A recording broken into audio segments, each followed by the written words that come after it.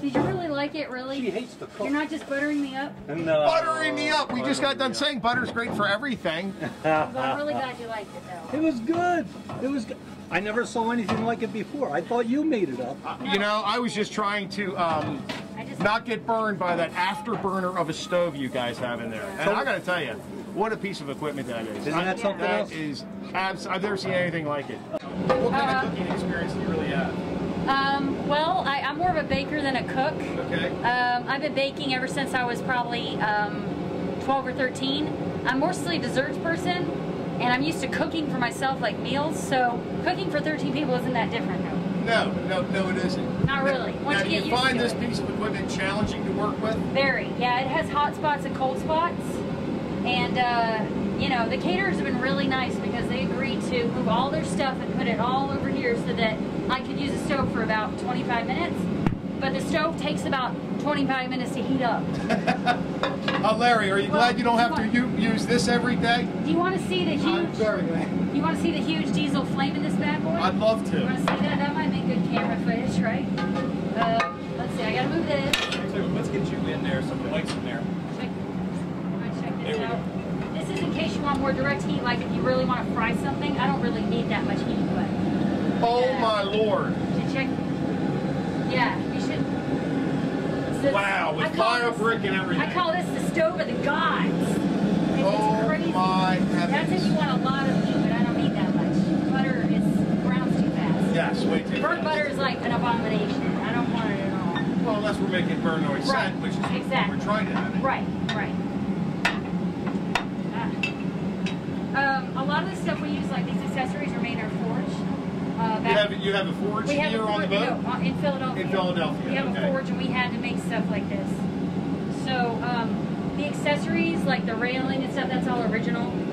Now, when you're not cooking for the folks on the deck, Yeah. what else do you do here? I do a little bit of everything, like all the volunteers. I scrape rust, I paint, I oil the deck. We're scraping and re-oiling the whole deck to make it more watertight. Wow. I steer. We all take turns steering. We navigate. We do lookout. We do boat checks, so we walk through the ship. Don't let your butter burn while we're and chatting. we make sure that the ship isn't burning or sinking or anything. You know, stuff like that. Now, Because do we're you actually put on the harness and go up the rigging? And Yeah, I do that too. So no fear of heights. A little, but you have a job to do, so you just do it. And it's now, does everyone share the job of cooking on the boat? Except for Jack, because he says he can't cook and he won't do it, but everybody else does. And Make sure to get that in the footage. Okay? Jack, it's your turn to cook. I don't care if you're in the Navy and you never cook. I don't care. It's your turn. And of all the people that cook of all the volunteers on the boat, who is the best cook other than you? Pete. Pete's a pretty good cook. And what does Pete make the best? He made fried potato cakes and a tuna salad the other night. That was really, really good. Now, It's very healthy, but very good.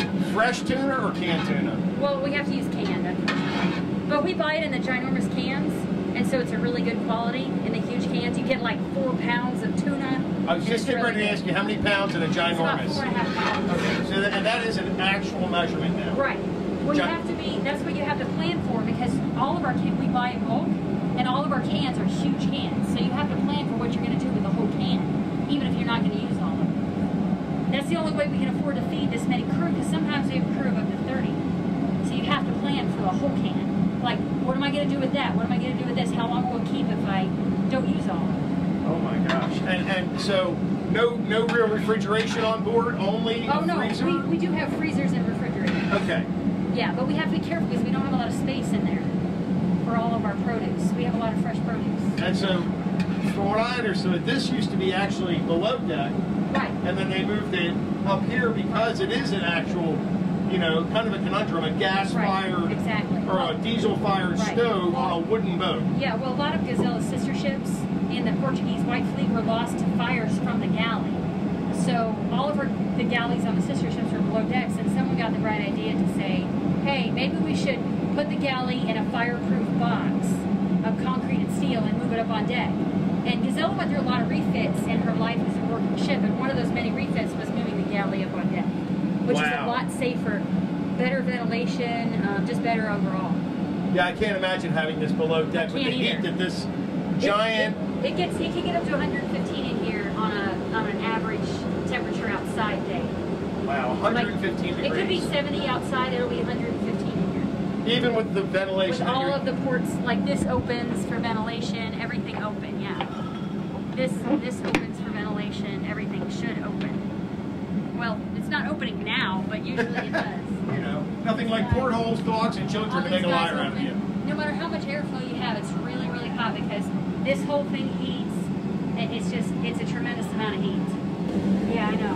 Right? Grab that. Okay. It's too hot. Don't touch the stove. Yeah, throw that in there. Is this a favorite recipe on the boat? No, I just made this up on the fly, actually. You are very creative. I made this up. Thanks. I have never experienced anything like this in my entire culinary career. I have never seen a stove, much less worked on a stove of that age, of that caliber. I can't imagine ever in my life working with someone like we had the experience or the pleasure of meeting Sarah earlier. Like, oh my gosh, what a character. And I'm starting to feel the heat that you're talking about. I'm expecting dinner in 3 minutes. So oh my I'm gosh. a little anxious. Why do you have to put a timer I on would things? put the ham. Okay. Put the ham. Well, here, you want your other tool back? I like this one. I got it right here. I got it right here. Long Kong silver. I got it.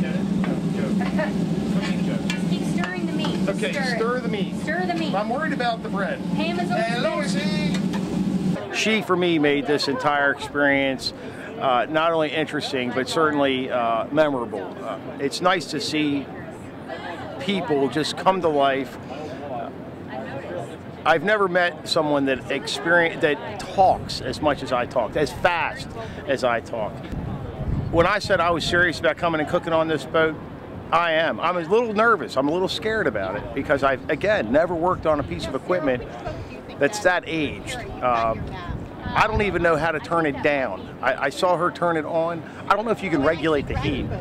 You know, we burned bagels and ham and turkey in a matter of minutes. Now, it was like a slow rolling train. It took a while to get going, but once you got it going, there wasn't any stopping it, you know. This has certainly been, for me, a very memorable experience. I was saying that I wanted to come before I left the boat, that I wanted to come and find Sarah and just tell her what a unique experience this has been for me. Certainly something I won't forget. Just something I'm really going to hold on to. I think this has been just a part of what makes this whole harbor and Baltimore so great. Not only does it attract boats like this, festivals like this, but the people.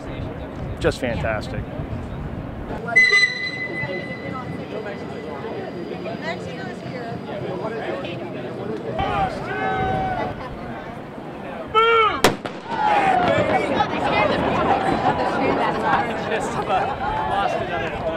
That's all you got! Sorry, I thought all chefs were like this. Chefs on TV who are always yelling. But you're super nice. I really appreciate it. Yeah.